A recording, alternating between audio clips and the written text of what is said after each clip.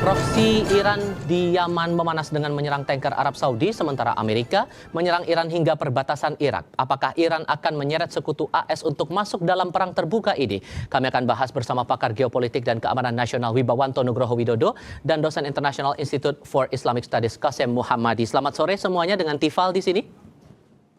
Selamat sore, Mas. Terima kasih sudah bergabung bersama kami. Bung Qasem, sebetulnya apa yang diharapkan dari Iran? Apakah kemudian akan menyeret kelompok-kelompok lain untuk membalas serangan AS ini lebih besar lagi? Iya, saya kira bahwa Iran sedang mengubah ancaman menjadi peluang yang belum pernah terjadi sebelumnya.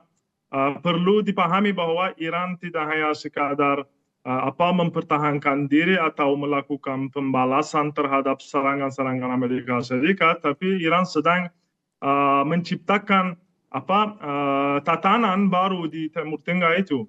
Langkah pertamanya adalah debasification, itu istilahnya debasification, artinya penghapusan keberadaan pangkalan-pangkalan Amerika Serikat itu di kawasan ini. Sekarang Anda bisa melihat bahwa pangkalan-pangkalan Amerika telah hancur total ataupun secara praktis sulit untuk digunakan. Bahkan saat ini serangan-serangan pun dilakukan dari luar pangkalan seperti yang terjadi di Kuwait dan tempat-tempat lainnya. Saya kira kalau tujuan selanjutnya Iran itu adalah membangun dominasi penuh atas Selat Hormuz.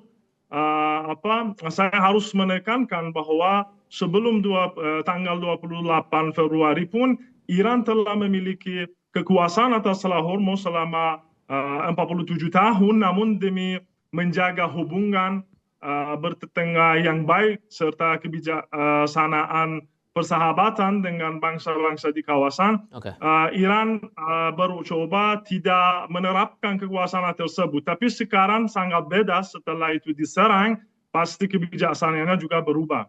Oke, pertanyaan barunya juga begini Mas Wiba, kalau kemudian AS akan berjanji Iran akan membayar mahal atas gugurnya prajurit dari Yordania dan Irak, maka kemungkinannya AS akan membalas bagaimana? Karena kita pernah ingat ada upaya menyasar fasilitas listrik dan jembatan juga. Apakah kemudian fasilitas sipil ini akan eskalasinya lebih besar atau tidak?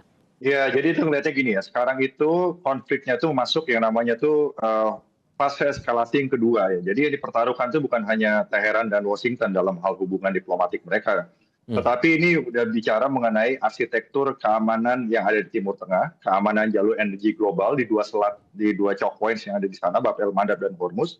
Dan juga ini bicara mengenai deterrence dari Amerika Serikat yang harus direstoratif, harus ditebus lagi. Ini dari perspektif Amerika. Jadi kita harus melihat dari tiga perspektif, Mas. Yang pertama perspektif Washington, ya. Yang pertama ini memulihkan credible deterrence mereka, ya, setelah serangkaian serangan kepada pangkalan-pangkalan militer Amerika dan tewasnya tentara Amerika. Yang kedua adalah menjamin kebebasan navigasi yang ada di Selat Hormuz dan keamanan rantai pasok energi dunia untuk menunjukkan bahwa tidak satu negara pun yang berkuasa atas choke points yang ada di ada di Selat Hormuz dan juga di Bab el-Mandab.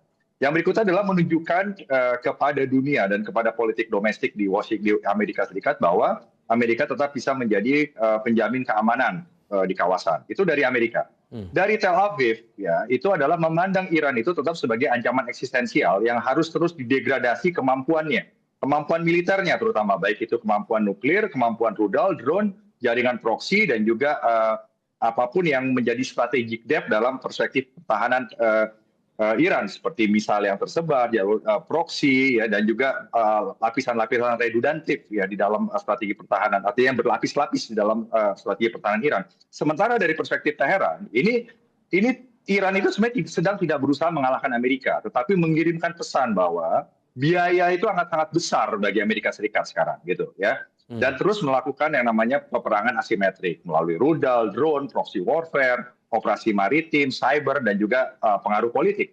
Nah, kenapa belum terjadi perang besar? Karena semua aktor ini sekarang mencoba yang namanya mengendalikan eskalasi gitu. Mereka semua menghindari kalau eskalasi ini menjadi terbuka dan tidak terkontrol.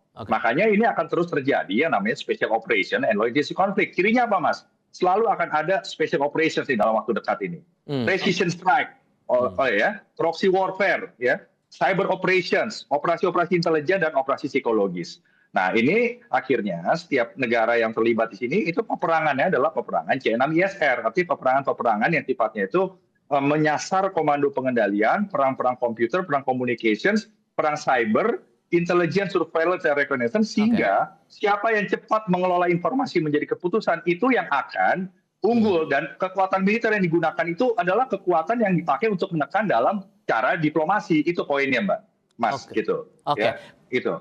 Kalau menurut Anda, Bung Qasim, hal apa yang sebetulnya membuat Iran cukup yakin bahwa ini mereka akan tetap balas terus setiap serangan-serangan yang muncul ini? Apakah persenjataannya cukup? Iya, saya kira kalau dari sisi persenjataan pasti tidak ada keraguan bahwa itu sudah cukup. Sudah diumumkan oleh juru bicara Iran bahwa Iran sudah siapkan dirinya untuk perang sama Amerika Serikat, bukan sama satu negara yang kecil, sama Amerika Serikat sebagai satu adidaya di dunia untuk minimal selama 10 tahun. Yani itu saya kira kalau berdasarkan masalah persenjataan pasti tidak ada keraguan. Dan saya, sebagaimana yang saya tadi katakan, saya rasa Iran sekarang berupaya untuk menancapkan pengaruh dan kendali penuhnya atas Selat Strategis Hormuz itu dengan cara melambungkan biaya operasional serta risiko bagi Amerika Serikat dan sekutu-sekutu regionalnya. Khususnya untuk menghadapi Amerika Serikat terhadap 3 taktik utama yang sekarang dijalankan oleh Iran. Pertama, masalah tekanan ekonomi domestik. Artinya Iran sekarang berupaya untuk memicu lonjakan harga bahan bakar dan komoditas global. Langkah ini saya kira didesain untuk menciptakan inflasi dan tekanan ekonomi langsung di dalam negeri Amerika Serikat. Ya, itu satu. Kedua, masalah korban jiwa. Maksudnya beberapa hari yang lalu itu kita dapatkan informasi bahwa Amerika Serikat sendiri mereka umumkan bahwa ada sebagian korban dari tentara Amerika itu, dan saya pasti bahwa itu minimal yang diumumkan pasti saya kira itu minimal 5 atau 6 kali lipat korban yang dihasilkan oleh serangan Iran itu. Dan masalah ketiga adalah masalah tekanan melalui sekutu regionalnya Iran. Satu hal yang juga menarik dicermati di sini, Bung Wiba, terakhir untuk Anda, dengan tekanan internal politik di Amerika juga tekanannya sedemikian, apalagi menghadapi midterm, adakah exit plan yang sudah disiapkan Trump di tengah eskalasi yang makin tak menentu ini? Ya, pada prinsipnya strategi exit itu ada semua di Pentagon dan di White House ya. Tapi yang harus kita fokuskan sekarang adalah risiko dari miskalkulasi, Mas. Ya, miskalkulasi ini yang bisa memicu akhirnya menyeret kekuatan-kekuatan besar lainnya, termasuk Rusia dan China untuk bisa masuk, dan juga negara-negara Gulf Country Council tentunya, ya. Dan Amerika akhirnya mengalihkan orientasi strategisnya dari Indo-Pasifik kepada Timur Tengah. Dan ini menimbulkan risiko langsung kepada negara kita ya, karena ini pasti harga energi akan terganggu lagi, rantai pasok juga akan terganggu, harga-harga import akan naik, dan juga kalau Amerika itu beralih ke Timur Tengah, berarti akan ada dinamika yang terganggu juga, keseimbangan di Indo-Pasifik gitu. Dan ini perebutannya itu adalah perebutan terhadap siapa yang mengatur konfigurasi regional security complex di Timur Tengah. Jadi ini bukan perang untuk menghancurkan Amerika, menghancurkan Iran, atau menghancurkan Israel gitu. Jadi ini perang yang dimana sekarang semua menghindari perang terbuka, tetapi harus memenangkan pertarungan siapa yang akan mendesain regional security complex baru di Timur Tengah gitu. Makanya ini akan terus special operations, proxy war, cyber operation, tetap Washington akan mainkan, dan diplomasi tetap akan dilakukan dengan melakukan tekanan militer gitu, dan juga perang ekonomi yang tadi juga